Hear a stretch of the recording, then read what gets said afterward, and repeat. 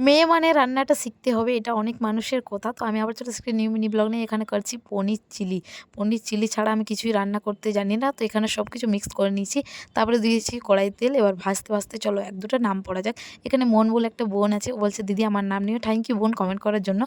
আর next comment তোমরা করো। নিশ্চয়ই তোমাদের নামটাও নেব আমি। তারপরে এখানে ভেজে নিয়েছি। তারপর আবার কড়াইয়ে তেল দিয়ে দিয়েছি। এখন পেঁয়াজটা ক্যাপসিকামটা মানে ভাজবো। টমেটো আর দেব না।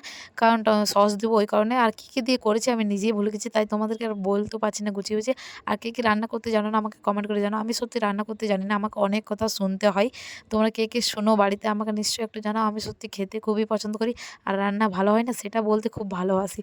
তাই আমার বোন রেগে যায়। আর এখানে দেখো আমি রসুনটা লাস্টে দিয়ে দিচ্ছি। আগে দিতাম রসুন, তারপরে ভাজতাম কিন্তু না। আমি ভুলভাল করে দিয়েছি। তাই বাবাকে জিজ্ঞেস করছি, "বাবা কেমন রান্না হবে?" বাবা বলছে, "খেতে তো একদম বাজে হবে জানাই আছে।" আমি বললাম, "ঠিক আছে কোনো ব্যাপার না। পনির চিলি করেছি আমি একাই খেয়ে নেবো। তোমাদের কাউকে দেবো না।"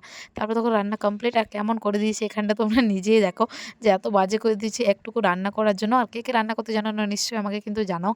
আর আমি সত্যি জানি না, তাতে আমার কিছু যায় আসে না।